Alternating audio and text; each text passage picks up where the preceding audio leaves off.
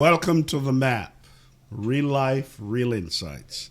I'm your host, Woodrow Thompson, and today I have some very special people joining me. I have Shane Hartley, I have Garner, and I have Albert Chatmon III.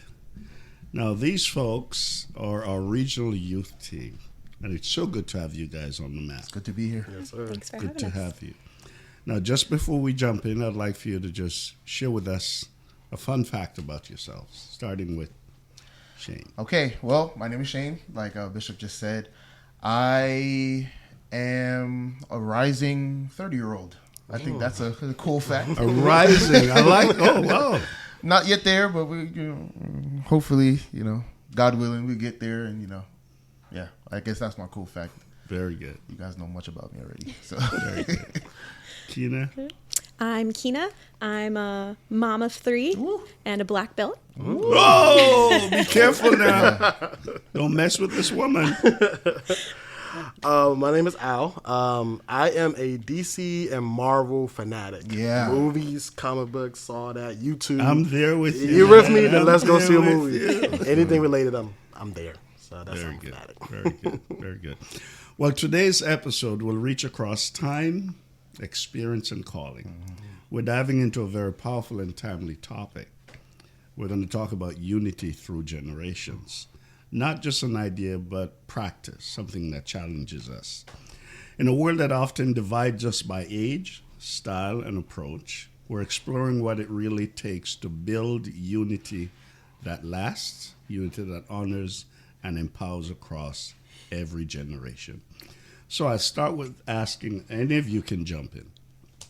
What does unity across generations mean to each of you personally? Unity across generations. As you know, we have many generations in our church. What does unity across those generations look like? Leader, you want to take this? You want to start your leader? I don't mind starting. But for me, it's kind of everyone learning their roles and not just learning it to do it, but learning it to like put their heart into it. Right. And when we all do that, we all unify together. It makes everything we do just that much easier, that much more enjoyable. So it's making sure that you're not just learning how to, but you're learning the enjoyment of it, and that you're actually like living in that enjoyment as well. So that I feel like that's what unity across generations looks like, and everyone playing their role together to make the whole piece work and feel good doing it. And yeah, so I would say that's for me personally. Very good. I guess for me, it's definitely both sides meeting in the middle. I think there's a way that both our younger generation and the older generation that we can minister, that we can worship, that we can celebrate God by coming closer to the middle. Right. So coming in a medium where, yes, I may not worship like you, but I'm understanding. Right. And maybe I might not know everything, but I'm trying to learn. And there's a medium of that. Very good. I completely agree. I think, having unity across generations, it has to do with understanding each other first. There being an understanding of each generation's strengths and weaknesses, and then how we can play off of those strengths and weaknesses to accomplish the greater goal, right, which is the mission. Right. And so, yeah, that's what it means to me. So we have about 7 generations. We have the traditionalists, or they can be called the silent generation. That's 70 years and over. We have baby boomers. Yay! That's 51 to 69. We have Generation X, or Gen Z, or could be called baby busters, 35 to 50. We have the millennials, Generation Y, 20 to 38. We have Gen Z, or the I generation, 6 years to 24.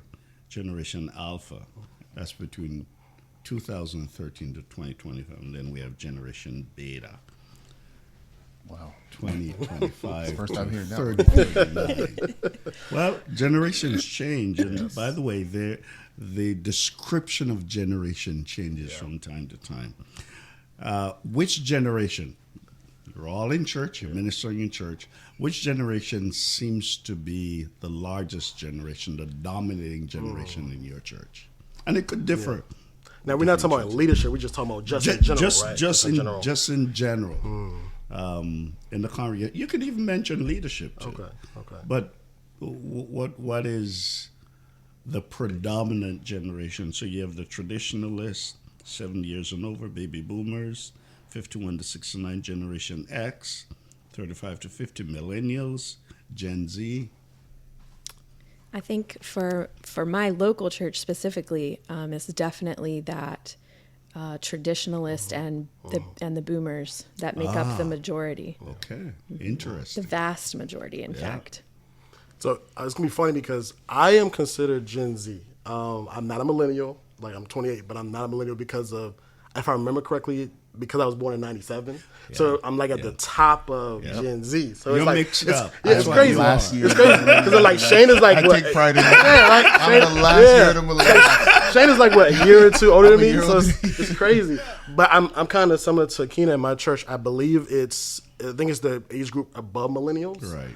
That kind of make up not just the leadership, but also the population of the church. Okay. And I feel like, for me, even as a Gen Z, of course, I relate to millennials because Shane's only a couple years, Keenan's only a couple years.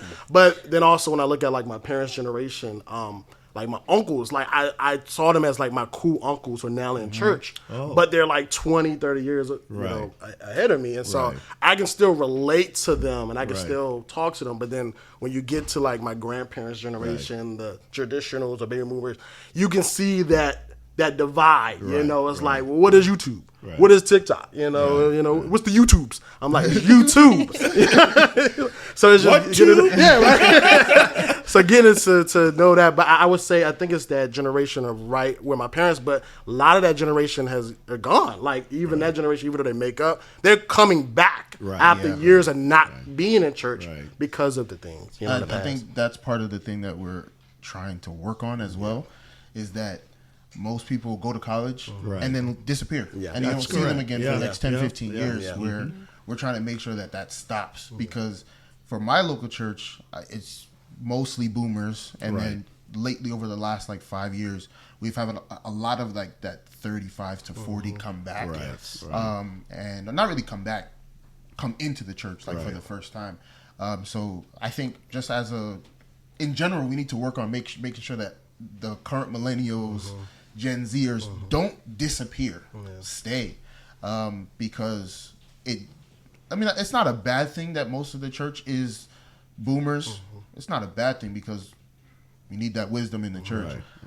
But as we say all the time, a church without youth is dying. So we have to make sure that maybe not the largest population is Gen Alpha or Gen Z, but a good portion is, so that we know that the church could at least be in good hands moving forward. So as we talk about unity among the generations, traditionalists, boomers, and the mixture, I'm a boomer. How are we doing in trying to prepare the next generation where church is concerned? Would you say that we're trying to understand the Gen Zs, the millennials? How are we doing where that's concerned? Are we failing? Are we failing them? Let's be honest. I wouldn't go failing. Okay. I would say over the last few years, there's been a move in. I don't know much better. Like, I'm young myself, but there's been a move in that direction where it's like now we realize like the church will die if this age group and the ones younger than us aren't trained. So the last couple of years, there has been like a move in that like somebody has to be here to take over the church. So like let's make sure that everyone is starting to grow and to move in the right direction. I know even you had to put a stop to like the amount of ministers that were being set forth because they realized like, okay, now's the time. We didn't do our best. People were trying, and it's also on us to be receptive, of course. But I can say for sure there's been a move in that right direction the last like 5 years where it's like, okay, you guys need to actually like, we're actually going to pour into you guys now. And it could also be that we just weren't realizing that it was happening. I remember you taught that one time where it's like, you have to take in the trainings that are going on, and some of it can be passive as well. So you have to be the one to make sure that you're paying attention and taking in the trainings that are happening passively. Right. And I will also say, like, I think, like, in the last 5 years, like, I think the growth and development of our leaders who are, like, in our 20s and 30s has definitely increased. Like, I was looking, like, at the last convention, I'm like, yo, all my friends up there on the regional position, like, I feel like 15 years ago, that wasn't happening. Like, our age group, we're not getting in leadership positions. Right.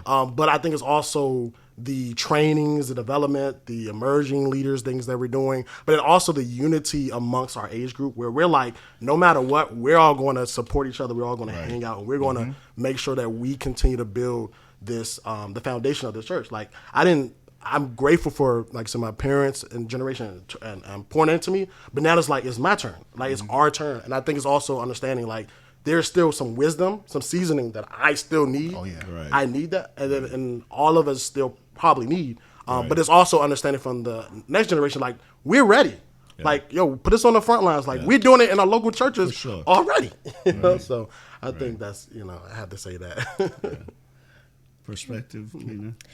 I agree. I think, especially recently, there's definitely an overarching theme that this mantle is going to have to be passed. Okay. And so what can we do in order to make that happen?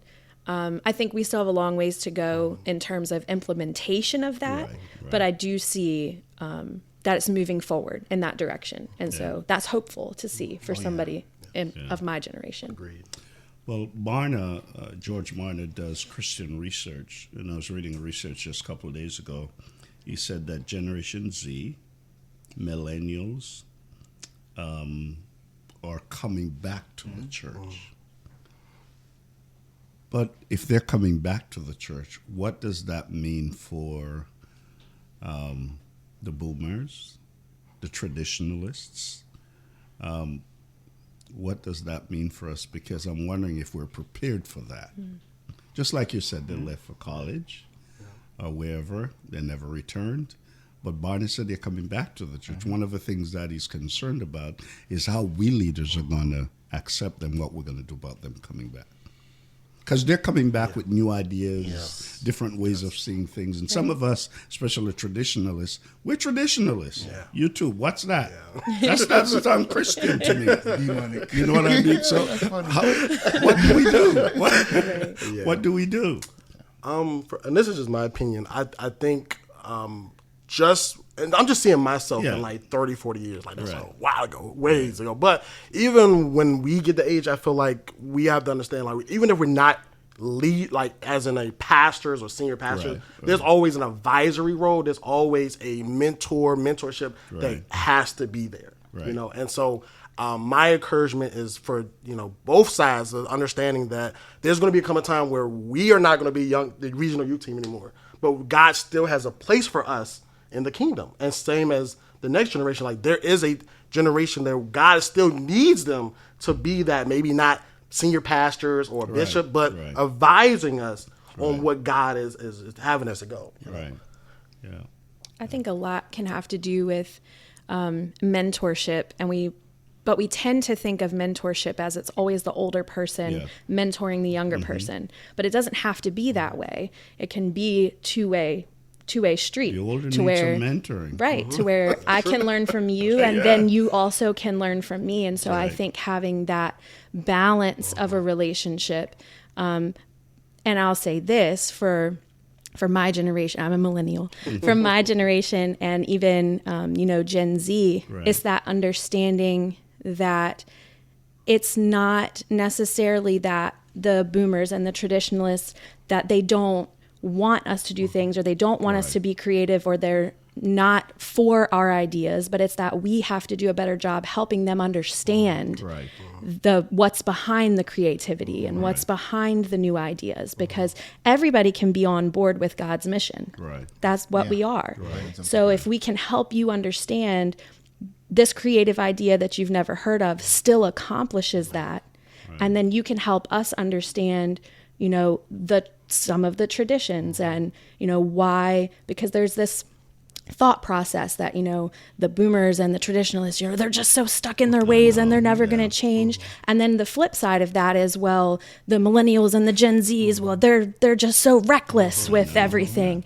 And so if we can figure out a way to bridge that gap by having that two-way street, I think that will go a long, long way in having that unity across the generations. Just to piggyback too, listen. Like, you don't have to implement everything that's brought to the table for sure, because some of it is going to be foolishness. I will admit, some of the things that I come up with are dumb. Foolishness. Listen to me. And then when we can talk it out, and then after we talk it out, we can say, okay, this is not going to work. But majority of the recent generations, they just want to be heard.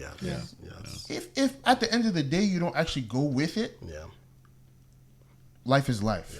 You have to get over that. But if every idea is like, no, that's dumb, that's not going to work, you're just going to push them back out the church. And that's the problem. So listen, try to implement it. And then if it doesn't work, it doesn't work. Right. But if you just, as we say, dash people off to the side, then that generation that is coming back will walk right back out the door. That's true. Plain and simple. So it's a matter of generations listening to each other, learning from each other. You have to. And also be willing to take risks. Yes. True. I grew up in a church where praise dance wasn't a thing. You couldn't dance in church. But Christian rap, like that was. That's worse. What? That's from the devil. We don't try, man. Spitting that fast. I grew up in a church where that would never be accepted. Yeah, that's true. But I think it's a matter, I like what you guys are saying, it's a matter of my generation learning from the next generation and be willing to stretch myself. I remember one time saying to my younger son, we're butting heads because, he's a millennial, and I had to say to him, I said, when we're talking to each other, let's pretend we speak different languages. Right. So you're speaking French, I'm speaking Spanish. So we have to slow down and try to get to understand. We have great conversations now because he's willing to learn from me, and I'm willing to learn from him. So I like that. But at the same time, it's on us to listen as well. Oh, yes, both Like, sides.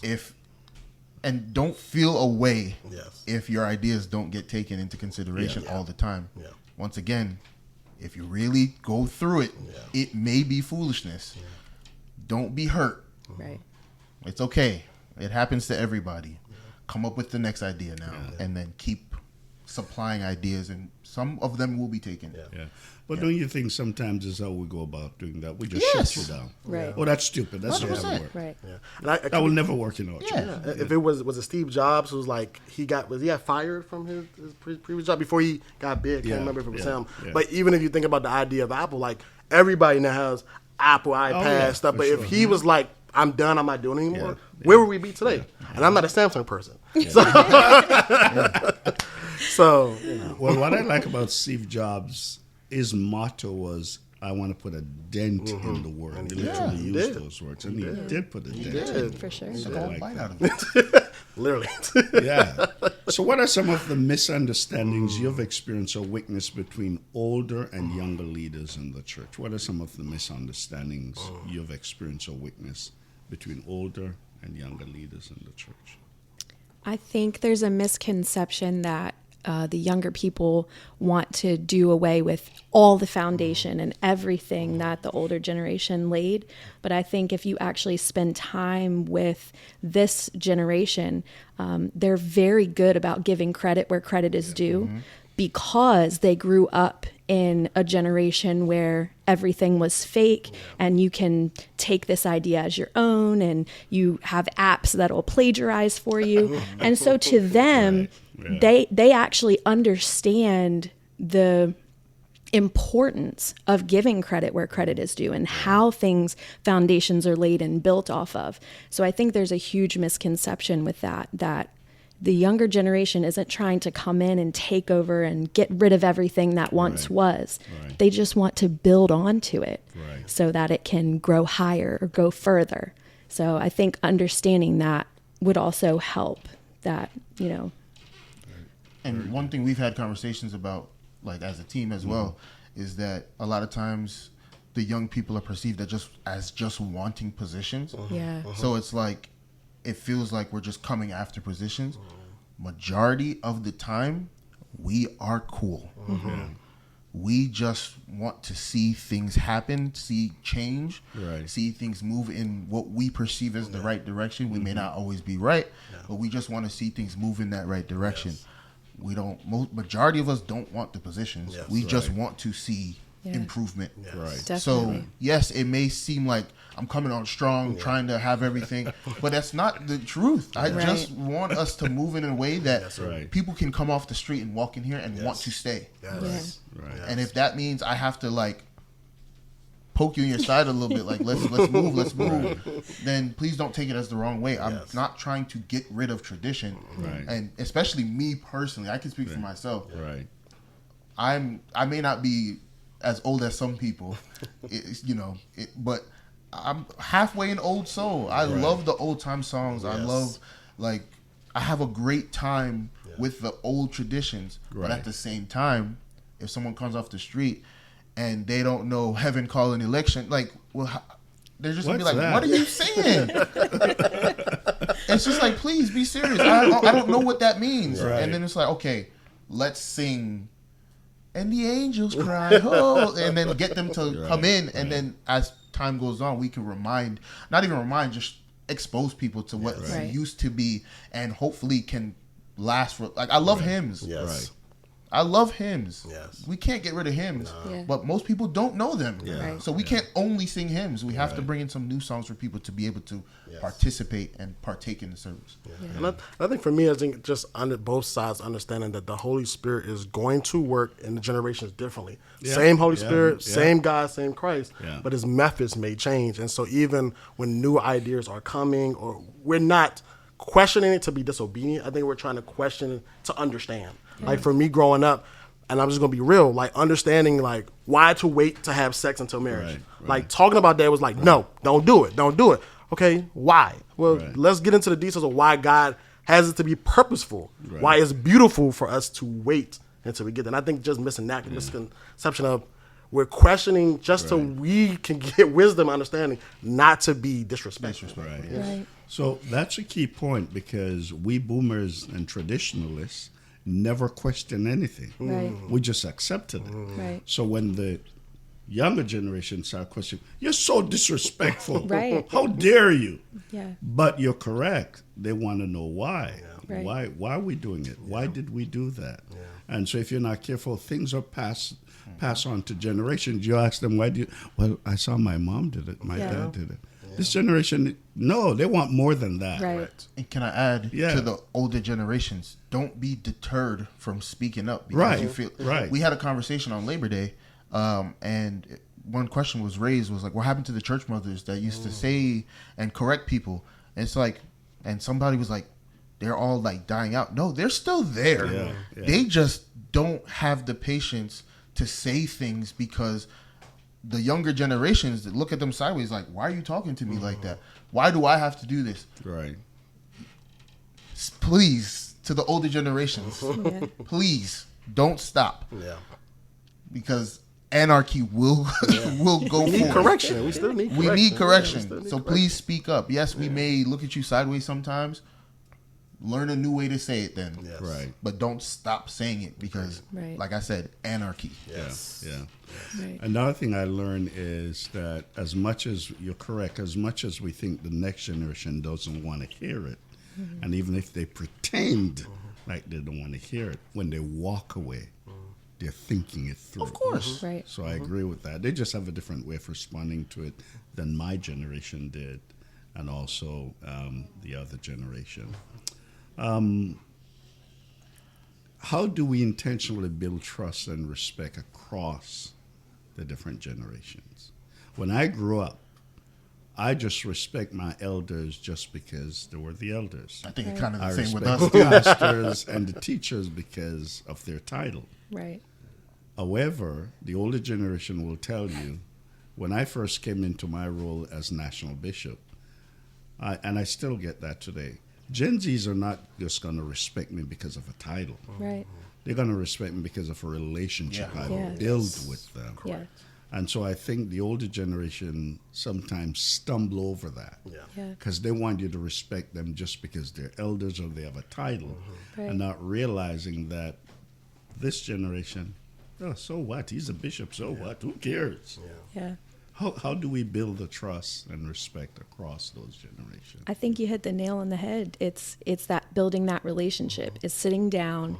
It's being able to listen. It's being able to get to know what makes someone who they are. Right. Because when you can understand that, you can explain things better. You're going to have that rapport, and you're going to have that trust built Right. up and respect built up. If you just look at somebody and say, because I said so, which is the old way of doing things, even the way that I was raised, right? Yeah. It's just because I said so, because I'm the parent, because Yeah. I'm the pastor, Right. because I'm the Right. teacher. Right. But there is that pushing back with Yep. this new generation of, okay, but how do I know that you even know what you're talking about?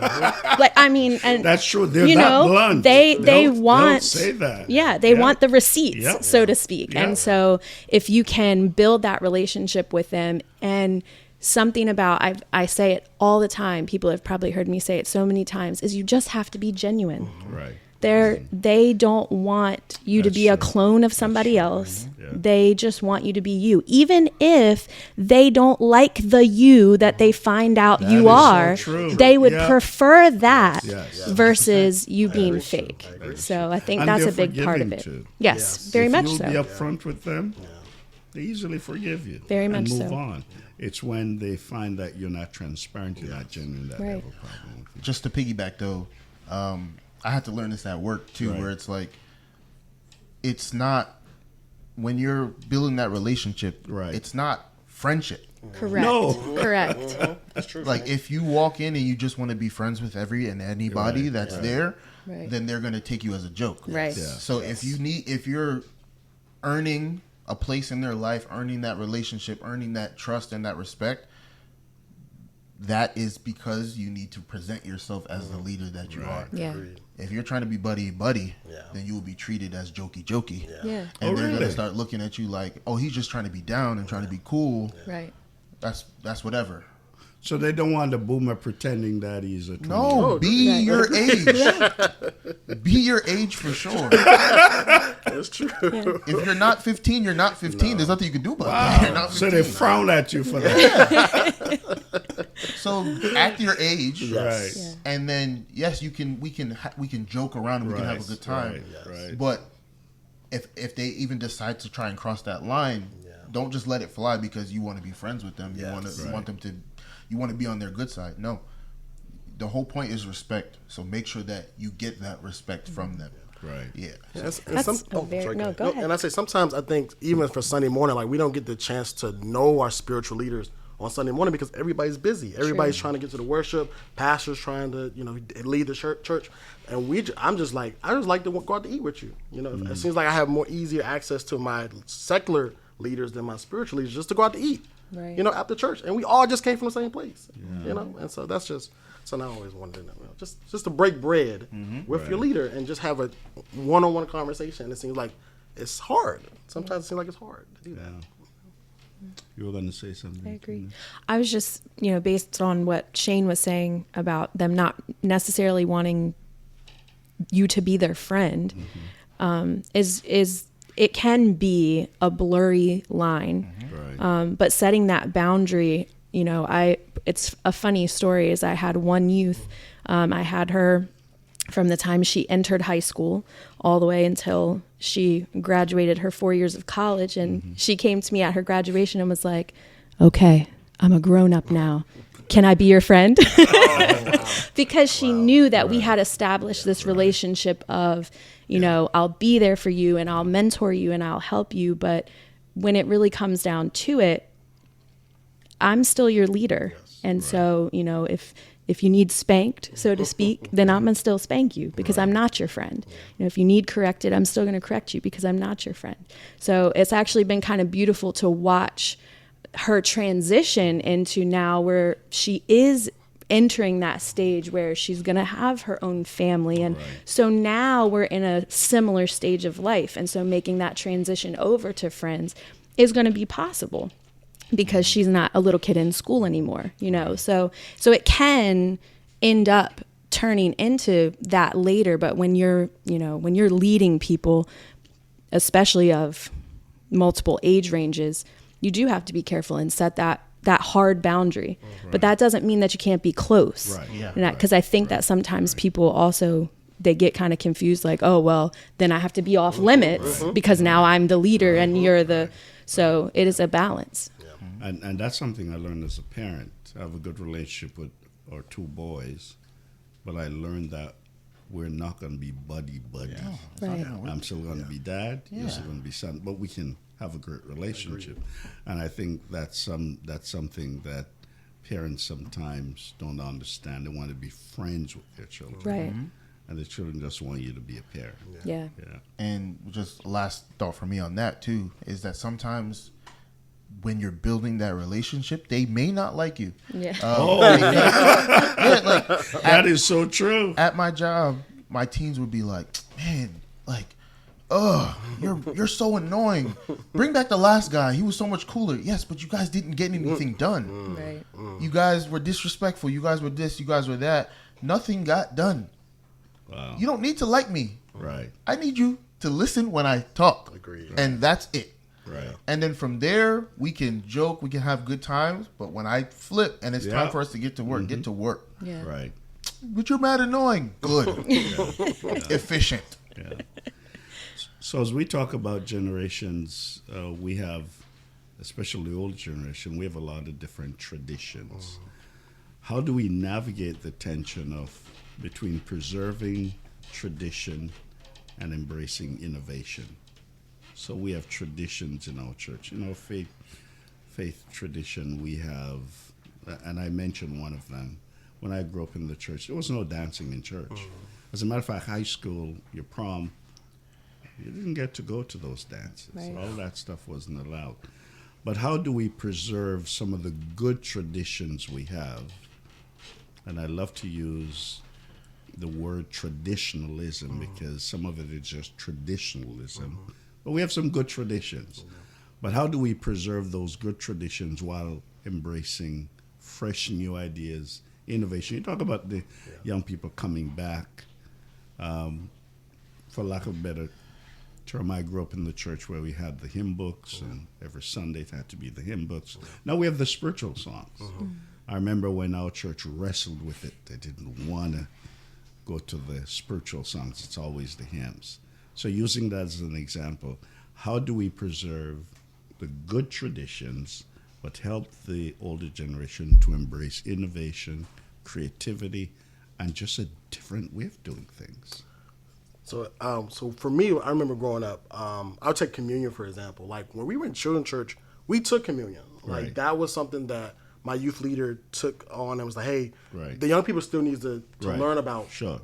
communion. Right. And so we had that portion for children's church every first Sunday with the kids. Like when I was a kid, Right. we had children's church, right?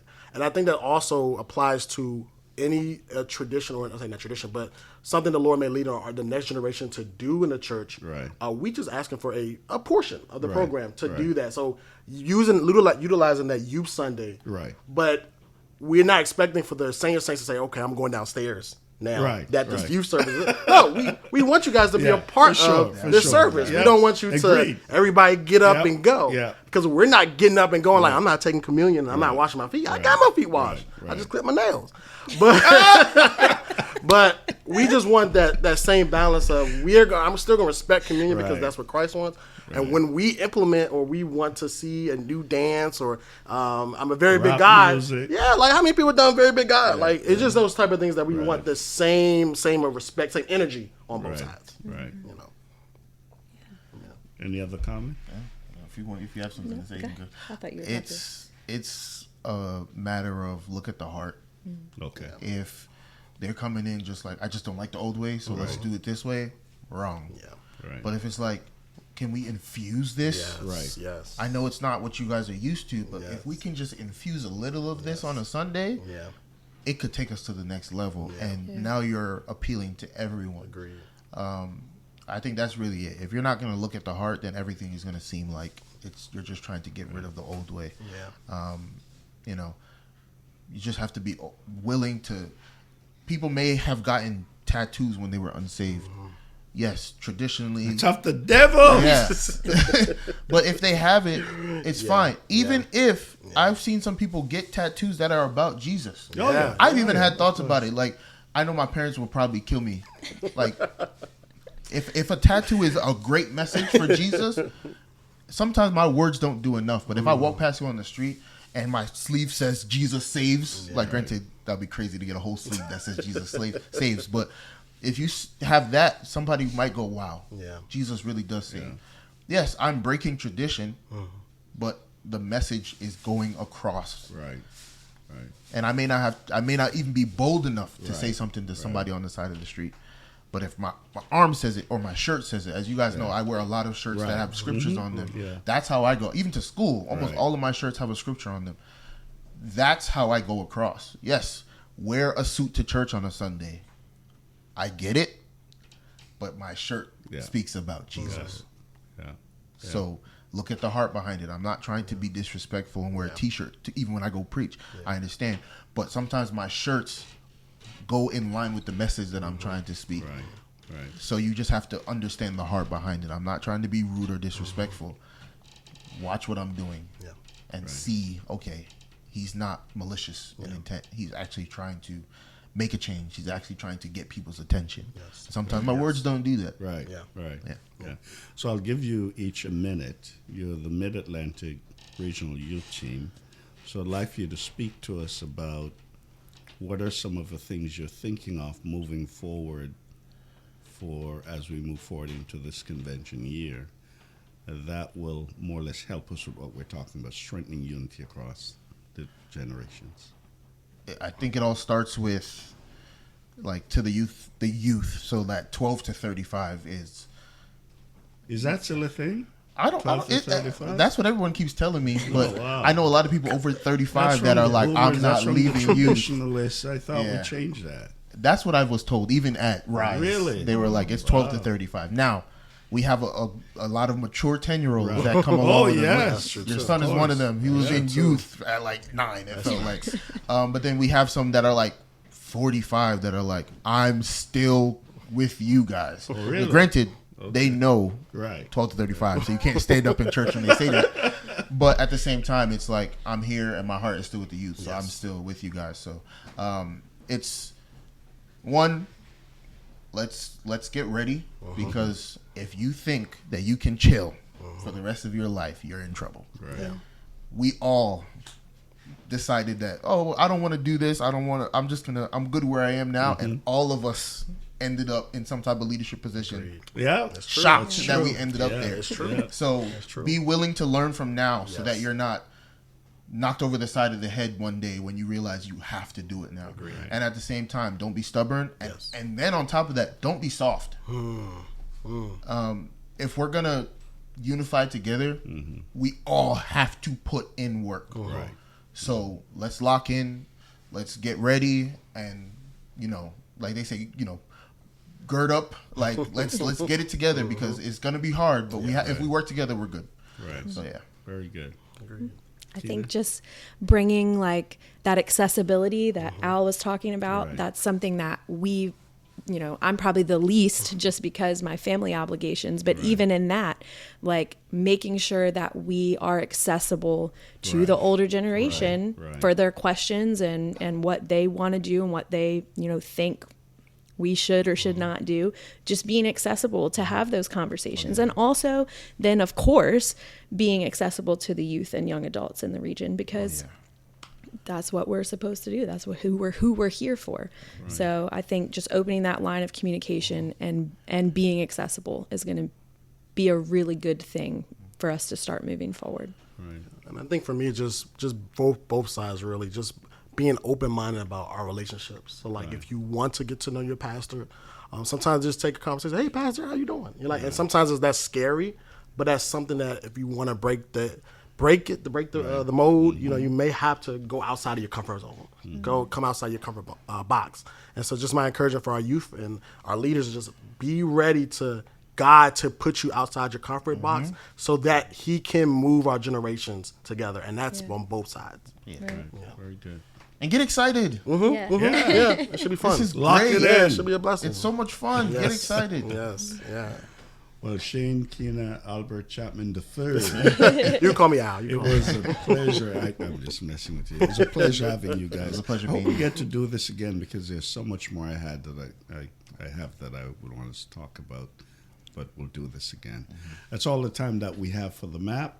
Let's keep navigating our life with purpose, and we'll see you soon.